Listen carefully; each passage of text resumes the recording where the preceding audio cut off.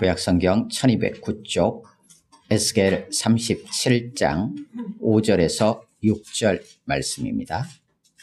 봉독은 1절부터 14절까지 봉독합니다.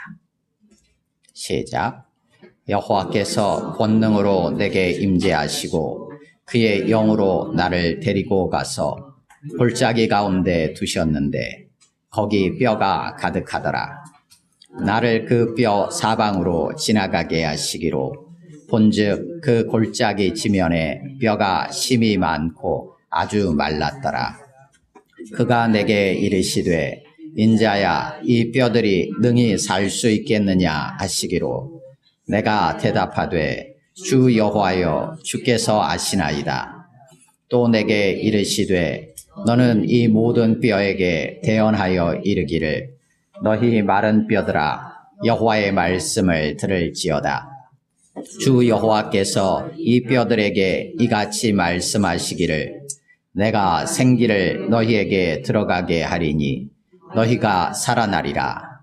너희 위에 힘줄을 두고 살을 입히고 가죽으로 덮고 너희 속에 생기를 넣으리니 너희가 살아나리라.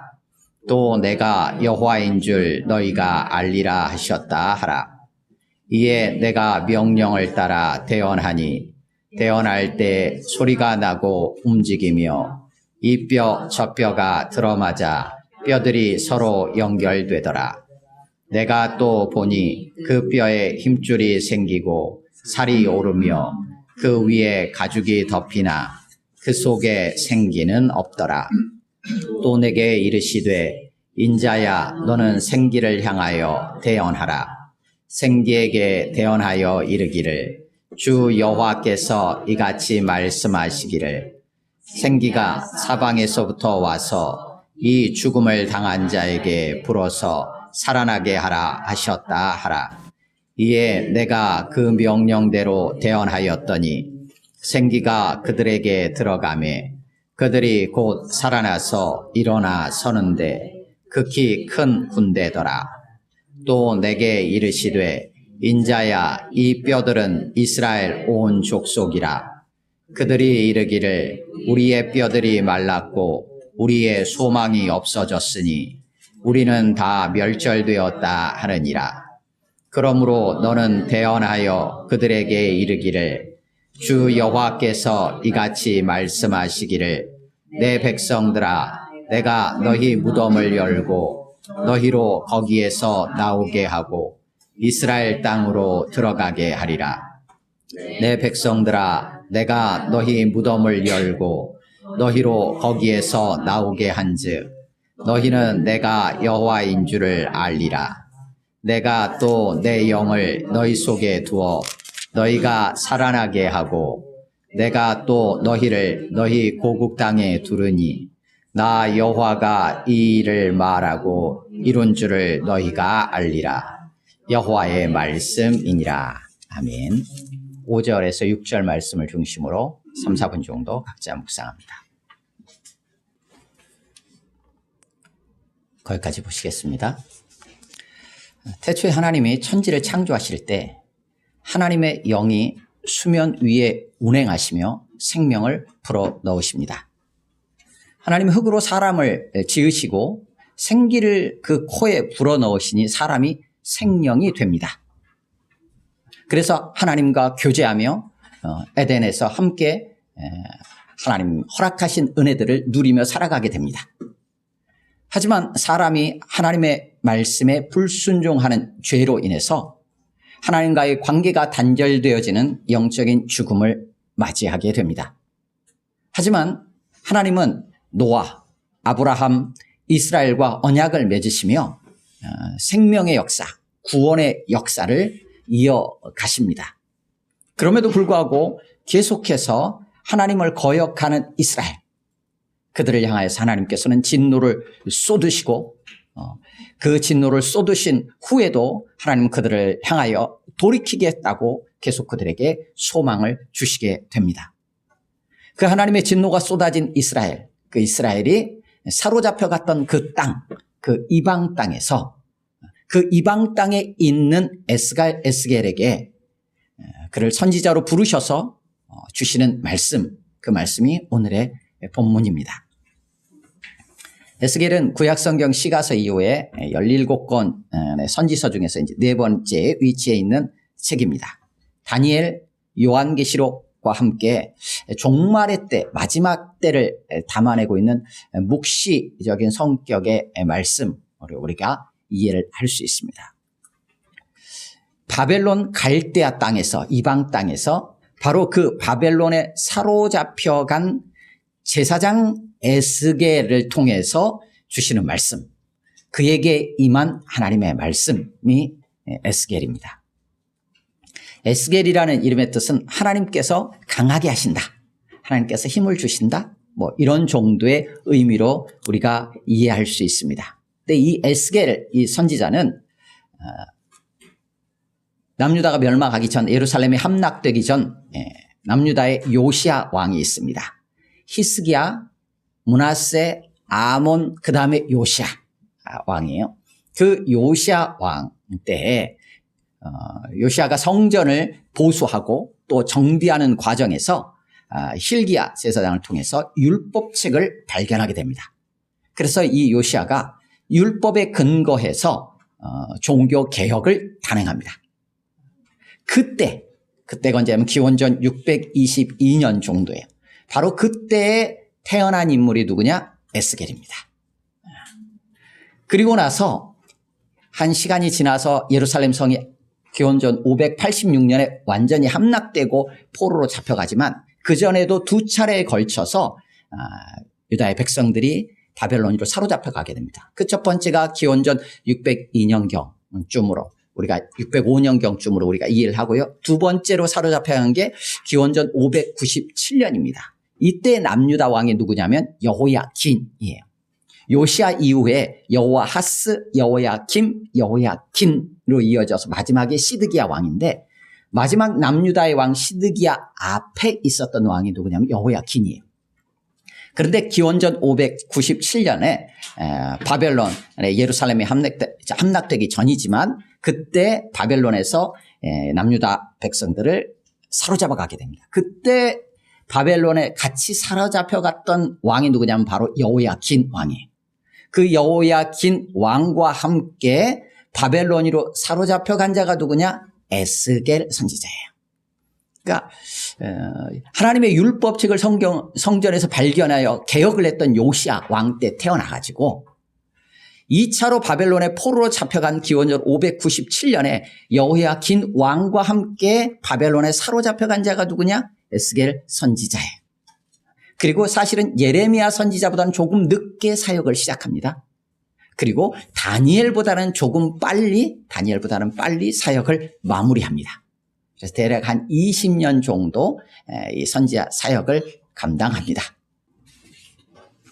오늘 보면 이 에스겔은 여호와의 영광을 보여주시며 제사장인 에스겔을 선지자로 부르시면서 에스겔이 시작합니다. 그리고 여호와께서 거기 계시다, 여호와 삼마라는 이름의 새 예루살렘 성전과 성읍을 보여주시면서 에스겔 48장이 마무리됩니다. 크게 세 부분으로 구분하기도 하는데요. 그냥 두 부분으로 거칠게 나누면 1장에서 24장까지는 특별히 이스라엘에 대한 심판을 중심으로 말씀이 주어집니다. 예루살렘이 최종적으로 함락되기 전에서부터 함락되는 상황까지예요.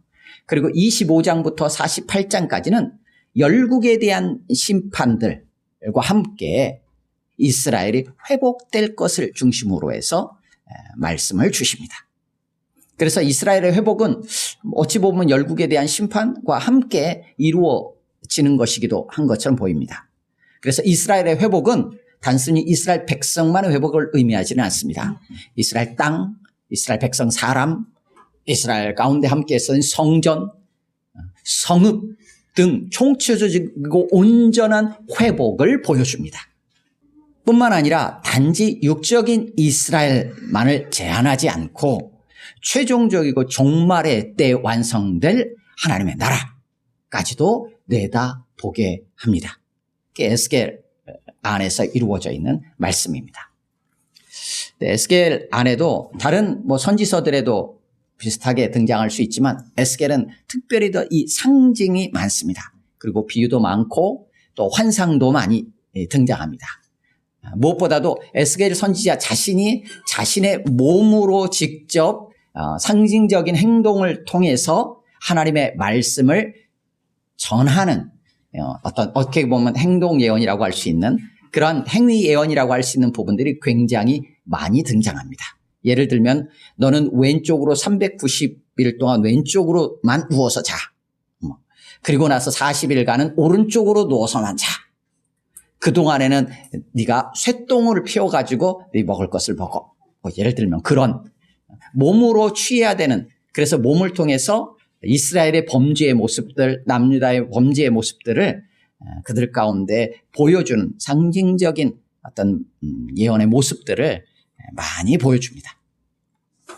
그리고 에스겔은 다른 예언서, 선지서들하고 좀 더 구분되게 선지서가 17권이 있는데 그 중에서 정확하게 연, 월, 일을 명시하고 있는 선지서는 많지 않습니다. 3개 정도가 명시해요. 그게 어디냐면 에스겔, 학개, 스가랴. 이 정도에서 연, 월, 일을 명시해 줍니다. 에스겔도 마찬가지예요. 적어도 한 14군데에서 정확하게 30째 해, 넷째 달, 초 닷새 해, 이런 식으로. 1장 1절에 시작하면서 등장하는 거예요. 물론 그때 30째 해는 아마도 에스겔의 나이일 것이다 라고 보통 추정을 합니다. 에스겔이 30살 때 이제 이런 정도로 이해를 해요. 근데 그 이후로 등장하는 것은 이제 계속 여호야긴 왕이 사로잡힌 지 5년째 그달 초 닷새라 하면서 여호야긴과 함께 에스겔이 사로잡혀 갔는데 그때로부터 기점을 삼아가지고 몇 년째냐, 몇 월 며칠이냐 라고 하면서 그때 하나님의 말씀이 내게 임했다 라고 하면서 말씀을 선포합니다. 그래서 이 에스겔은 여호야긴 왕이 사로잡힌 지 5년째. 그러니까 에스겔이 사로잡혀 간 지 5년이 된 거예요. 근데 그 시점이 언제냐? 1장 1절이면 30살. 자기가 30살 때. 그러니까 25살에 에스겔이 바벨론에 사로잡혀 간 것으로 우리가 이해를 합니다. 그때 시작해서 맨 마지막 때 이제 23년이 흐른 시점에 이르러서 그가 마지막으로 하나님의 말씀이 그에게 임하고 전하게 되었다라는 것을 이 연월 일을 통하여서 우리가 확인하게 됩니다. 에스겔이 25세 사로잡혀 간 것은 우리가 한번 생각해 볼 필요가 있습니다. 그리고 30살에 하나님의 말씀이 그에게 임했다라는 것도 한번 염두에 두고 살필 필요가 있습니다. 왜냐하면 에스겔은 제사장이거든요. 그러면 제사장은 20살 그렇게 되면 이제 성인으로 돼서 이제 견습 제사장으로서의 역할들을 감당합니다. 보조로서 준비를 하는 거예요. 그래가지고 30살이 되면 본격적으로 이제 제사장의 사역들을 감당하게 됩니다. 그렇다면 제사장 가문에서 태어나 제사장으로 준비되어져 있던 이 에스겔이 그 25세 나이에 바벨론에 끌려가게 됩니다. 그리고 5년이 흘러가서 이제 본격적인 제사장 사역을 감당해야 될 30살에 이방 땅에 사로잡혀 있는 처지. 그 에스겔. 그의 마음은 어떠했고 그는 어떤 정체성에서 이 포로 생활을 하고 있었을까? 한번 생각해 보게 되죠. 나는 도대체 왜 이렇게 되었을까? 이 상황에서 나는 무엇을 해야 될까? 나는 과연 누구인가? 하나님 왜 나를 여기로 보내셨는가에 대한 정체성의 혼란을 가질 수 있는 바로 그 시기, 그 30살에 제사장으로서 본격적인 사역을 시작할 그때 하나님은 그를 선지자로 부르십니다. 그러면서 에스겔이 시작이 되어지죠. 우리가 생각할 때 나는 이런 상황 속에서 이렇게 자라왔고 또 이런 것을 꿈꾸게 하셨고 이런 것들을 소망하며 내 주변에 이런 것들로 봐서 하나님 나를 이렇게 부르시고 이렇게 사용하시겠지 라고 준비하며 생각했던 모든 것들이 한순간에 무너질 수도 있습니다. 바로 그때 하나님은 그를 통해서 새롭게 길을 열어가시고 새로운 길들을 보이시며 이끌어가는 것을 우리는 흔하게 경험하게 됩니다. 에스겔 선지자도 마찬가지의 모습이었던 것처럼 보입니다. 에스겔의 특징들이 있습니다. 다른 선지자서하고 다르게 이사야에도 이사야라는 선지자의 이름이 계속 등장을 합니다. 그래서 여호와께서 이사야에게 말씀하셨다. 뭐 이런 형태로. 예레미야도 마찬가지입니다. 예레미야의 이름이 굉장히 많이 등장합니다. 이사야는 한 16번 정도 등장하는데 예레미야 안에 130번이 등장을 해요. 그러니까 계속 여호와께서 예레미야에게 말씀하시길, 여호와께서 예레미야에게 말씀하시길, 예레미야가 계속 등장해요. 굉장히 많이 등장하죠. 물론 예레미야 애가에는 등장하지 않습니다. 그리고 다니엘에도 다니엘 이름이 23번이나 등장을 합니다. 계속 다니엘. 그런데 에스겔에는 에스겔의 이름이 딱 2번 등장합니다. 그리고 나머지는 어떻게 그러면 이름이 한다는 얘기는 여호와께서 예레미야에게 말씀하시니라 이렇게 시작이 된다는 거예요. 그러면서 말씀을 이어가신다는 거예요. 근데 이름이 등장하지 않아요. 그럼 어떻게 표현을 할까요? 여호와의 말씀이 내게 임하니라. 이렇게 진행됩니다. 그래서 에스겔은 그렇게 시작을 해요.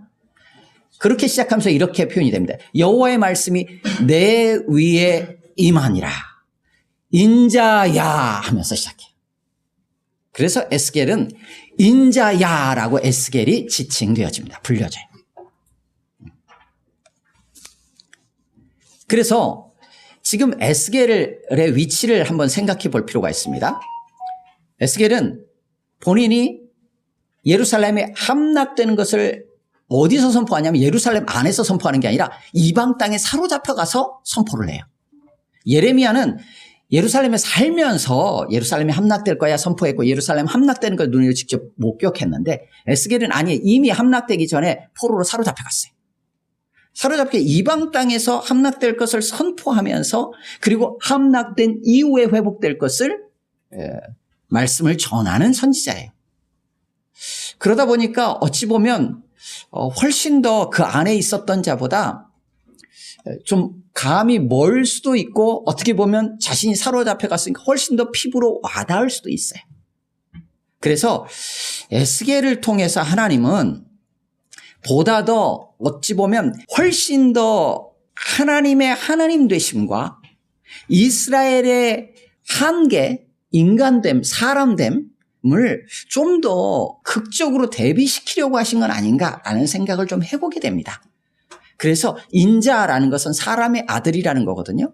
사람의 아들이라는 거예요. 이건 하나님과 구분되어지는 인간이라는 것을 계속해서 표현하심으로써 이스라엘의 위치가 어떤 위치인지를 좀 더 강조하시려는 건 아닌가 이런 생각을 해보게 됩니다. 그러는 가운데 이제 오늘 본문이 위치해 있는 앞뒤 36장, 37장의 흐름은 간단합니다. 회복에 대한 말씀입니다. 그래서 먼저 36장에서도 나타나고 있는 모습인데요.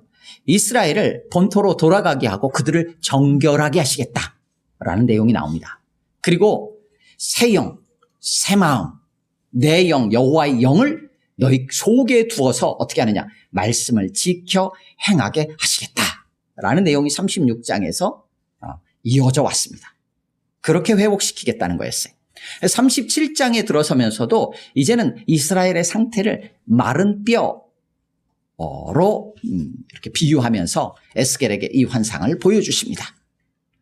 그래서 여호와의 영을 내 영을 마른 뼈 같은 이스라엘 속에 두어 그들을 살아나게 하고 고국 땅에 돌아가게 하겠다라는 내용이 37장 1절에서 14절까지 이어집니다.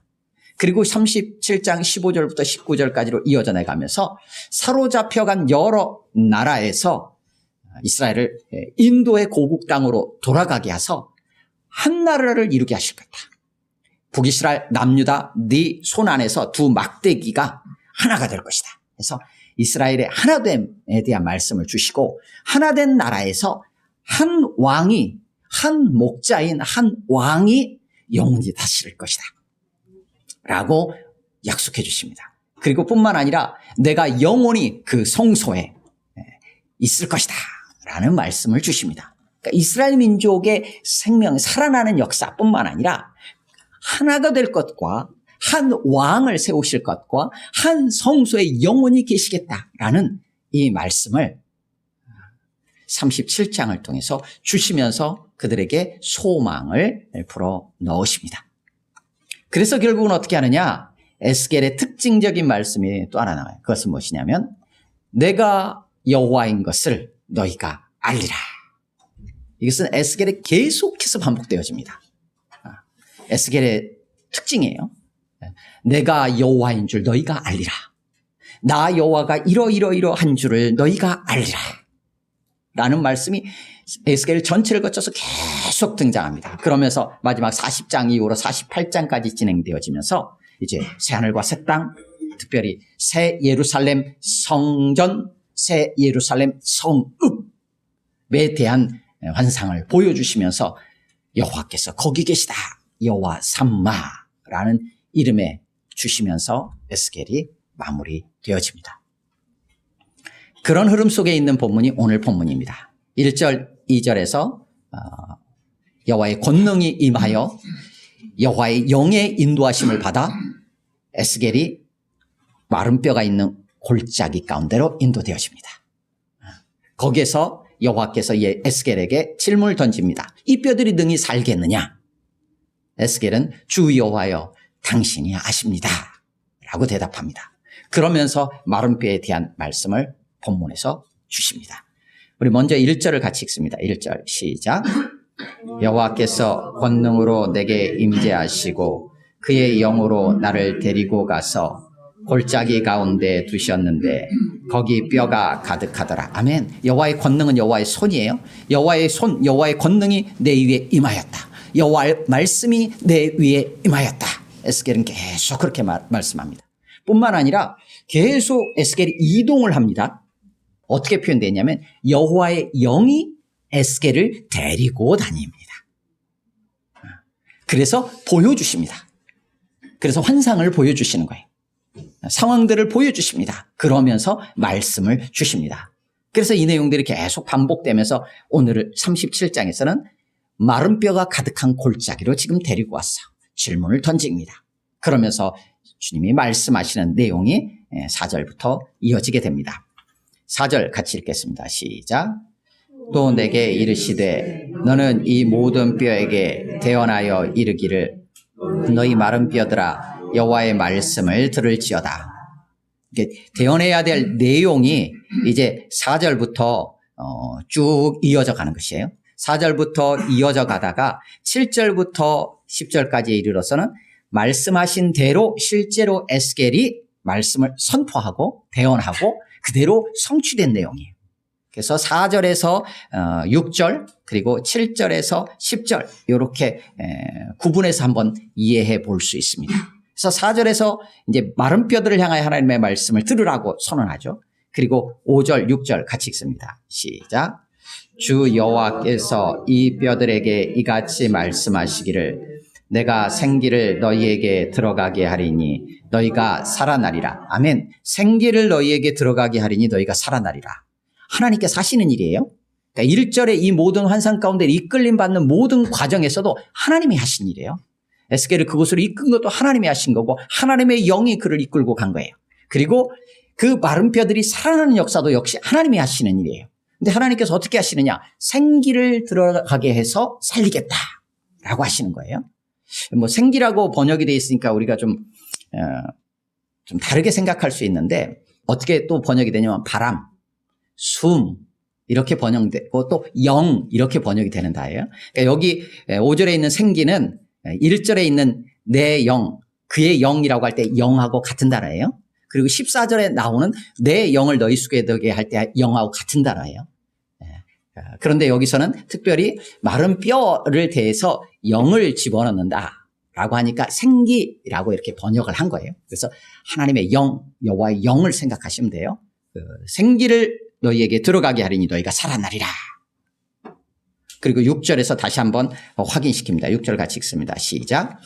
너희 위에 힘줄을 두고 살을 입히고 가죽으로 덮고 너희 속에 생기를 넣으리니 너희가 살아나리라.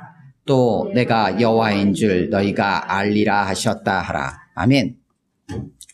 마른 뼈가 살아나는 역사는 딱 하나예요. 하나님이 하시는데 하나님이 어떻게 하시느냐? 다른 방법이 아니라 하나님의 영을 넣으셔서 살리시겠다는 거예요. 그것이 이제 뒤에 설명되어져 있는 내용에서 등장하는 거예요. 그래서 설명되어져 있는 부분을 우리가 한번 확인하겠습니다. 14절입니다. 14절 시작. 내가 또 내 영을 너희 속에 두어 너희가 살아나게 하고 내가 또 너희를 너희 고국 땅에 두리니 나 여호와가 이 일을 말하고 이런 줄을 너희가 알리라. 여호와의 말씀이니라. 아멘. 11절에서 14절은 앞에 마른 뼈 환상이 무엇을 의미하는지에 대한 해석을 해주시는 거예요. 해설을 해주시는 거예요. 그러니까 앞부분에서 마른 뼈에게 들어가는 생기는 여호와의 영을 지칭하는 거라고 설명을 해주고 계신 거예요. 그 마른 뼈는 무엇이냐라는 걸 11절에서는 이스라엘 온 족속이다. 그들이 소망이 없고 멸절된 이스라엘의 상태를 마른 뼈를 통해서 지금 보여주시는 거다라고 설명을 해주고 있어요. 그래서 이 설명의 범위 안에서 우리는 이해하면 돼요. 그러면 결국은 뭐냐? 이스라엘 온 족속, 멸절된 이스라엘 온 족속에 하나님께서 하나님의 영을 보내셔서 그들을 살리시겠다. 그래서 고국 땅으로 돌려보내시겠다라는 내용을 마른 뼈 이 환상을 통해서 지금 말씀해 주시려고 하는 거예요. 그게 핵심적인 내용이에요. 그런데 왜 이런 일들을 이렇게 해나가실까? 이렇게 말씀의 과정들을 풀어가실까라는 것들을 본문의 구조를 통해서 우리가 조금 한번 이해해 보는 게 필요합니다. 오늘 본문 4절에서 10절까지는 어떻게 구조가 이루어져 있냐면 4절에서 6절 상반절까지 마른 뼈에 생기가 들어가 살아날 것이다 라고 대언하라는 이것에 대한 말씀을 먼저 주셔요. 그리고 6절 맨 마지막에 내가 여호와인 줄 너희가 알리라 라는 것을 선언해 주십니다. 그리고 나서 7절에서 10절까지 어떻게 하냐면 명령대로 실제로 대언했더니 마른 뼈가 살아나 일어났었다라는 내용이에요. 그럼 이렇게 크게 구분돼요. 이렇게 말하라 라는 말씀의 내용, 그리고 뒤에 말씀대로 되었다. 그 사이에 6절 맨 끝에 있는 부분, 절수로는 6절에 포함되어 있지만 그 부분이 뭐냐? 중앙에 있는 게 뭐냐? 내가 여호와인 줄 너희가 알리라 라는 내용. 그러니까 이 모든 일들을 통해서 어떻게 하느냐? 하나님께서 살리셨구나. 바로 그분이 우리의 여호와, 우리의 언약 관계 속에 있는 바로 그 분이시구나 라는 것을 알도록 하기 위함이시다 라는 내용을 보여주고 있는 거예요. 뒤쪽에 12절, 13절에도 같은 구조예요. 12절에서 무덤에서 나와 이스라엘 땅으로 들어가게 할 것이다 라는 이제 설명을 해석을 해준 거예요. 그리고 13절 우리 번역으로는 내가 여호와인 줄 너희가 알리라가 13절 뒤에 있어요. 근데 원문상에는 어떻게 돼 있냐면 13절 앞에 먼저 나옵니다. 그럼 이렇게 돼 있는 거예요. 12절에서 무덤에서 나와 이스라엘 땅으로 들어가게 할 것이다. 그리고 원문대로 했을 때 13절 뒷부분은 무덤을 열고 거기에서 나오게 할 것이다. 그 사이에 뭐가 있느냐? 내가 여호와인 줄 너희가 알리라가 있는 거예요. 그러니까 이 구조를 통해서 지금 이 말씀의 역사가 실제로 일어났을 때 이스라엘 안에 어떤 일이 일어나기를 원하시는가? 그들이 하나님을 알기를 원하시는 거예요. 문제가 됐던 게 뭐예요? 이사야 1장 2절에서 4절 우리가 말씀을 나눈 것처럼 소도 임자를 안다. 나귀도 그 구유를 안다. 그런데 내 백성 이스라엘은 알지 못한다. 그래서 나를 거역했다. 라고 이사야가 시작되었잖아요. 사사시대는 어떤 시대였습니까? 사사시대는 다른 세대가 일어나가지고 여호와를 알지 못한 게 문제가 됐어요.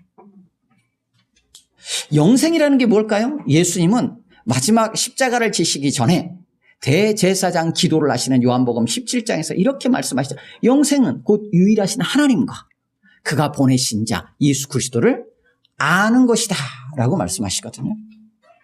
하나님을 알고 주님을 아는 것, 거기에 생명의 역사가 있는 거예요. 거기에 구원의 역사가 있는 거예요. 근데 이스라엘은 그 하나님을 모르는 거예요.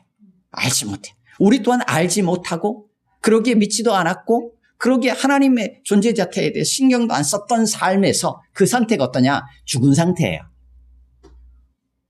창조주시고 이 땅을 통치하시고 이 땅을 심판하시며 이 땅을 구원하시는 분이 바로 그 하나님이라는 것, 주님이시라는 것을 모른다라는 것은 죽은 상태라는 거예요. 그런데 어떻게 이 죽은 상태에서 살아날 수 있느냐? 오늘 본문에서 이 구조 속에서 계속 등장하는 게 뭐냐면 내가 생기를 넣으리라. 내가 생기를 그들 속에 넣으리라. 내가 내 영을 그들에게 두리라. 하나님의 영, 성령이 그들 안에 함께함으로 인하여서 그들을 죽었던 자가 생명으로 옮겨지는 역사가 일어나는 거예요. 성령이 우리 가운데 오심으로 말미암아 예수 그리스도께서 우리를 위해 죽으시고 다시 사심으로 우리가 생명의 은혜를 얻었다라는 것을 알게 되는 거예요. 예수님이 우리의 주님이시라는 걸 알게 돼요. 그리고 그 주님을 믿게 돼요. 성령이 우리 가운데, 하나님의 영이신 성령이 우리 가운데 오실 때 이런 역사가 일어나는 거예요. 이것을 예레미야 31장 31절에서 34절까지는 뭐라고 표현했냐면 새 언약이다라고 표현했어요. 새 언약을 맺을 것인데 내가 내 영을 너희 마음에 두리라. 이젠 돌에 말씀을 새기는 정도가 아니라 내 마음에 새기리라. 어떻게 하느냐? 여호와를 알라고 말할 필요도 없을 것이다. 아이부터 어른까지 다 여호와를 알게 될 것이다. 어떻게 해요? 여호와의 영이, 성령이 우리 안에 계셔서 우리로 알게 하시기 때문에. 그래서 새 언약의 핵심은 무엇이냐면 성령이 우리 가운데 오신다는 거예요. 근데 성령이 우리 가운데 오시는 그 과정 속에서 어떤 일이 일어나느냐?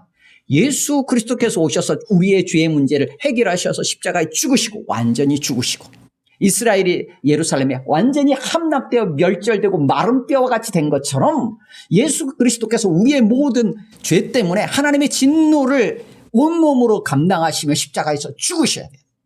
죽으시고 어떻게 돼요? 살아나셨어요. 이 역사로 인해 우리에게 성령을 보내주셨어요. 예수 그리스도의 오심과 죽으심과 다시 사심, 그리고 하늘로 다시 올라가셔서 성령을 보내주시는 이 일련의 모든 걸 통해서 하나님은 어떻게 하느냐? 이 말씀을, 새 언약의 말씀을 성취하셨어요. 우리는 그 시대 속에 살아가고 있고 그 은혜 안에서 하루하루를 살아가는 자가 되었어요.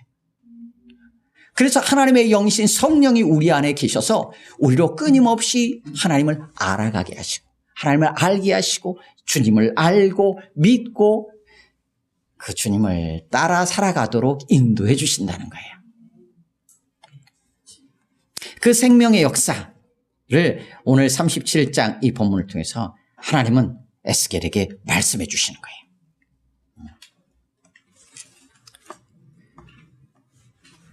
말씀을 정리하겠습니다. 하나님을 거역한 이스라엘은 하나님의 진노로 마른 뼈와 같이 이방 땅에 사로잡혀갔습니다. 하지만 그들을 향한 하나님의 마음은 여전히 생명에 있습니다. 그냥 살리기만 하는 것이 아니라 이제는 영원히 그들과 함께 하시기 위해서, 그들이 다시 하나님을 거역하는 일이 없도록 하기 위해서 하나님의 영을 주시겠다라고 약속하십니다. 우리 역시 이스라엘과 다르지 않습니다. 하나님을 알지도 못하고 믿지도 않고 하나님 없이 살던 죄인으로 영원한 죽음 가운데 앞에 있었던 우리를 하나님은 살리기 위해서 우리의 죄의 문제를 해결하고 우리를 의롭다 하시기 위해서 그 아들 예수 그리스도를 보내주셨습니다. 뿐만 아니라 그 사랑과 은혜를 우리가 알고 믿어 영생을 얻도록 우리 가운데 성령님을 보내주셨습니다. 우리 안에서 역사하시는 성령님은 바로 우리로 주님을 알고 믿고 하나님의 자녀로 살아가도록 끊임없이 우리를 인도해 주십니다.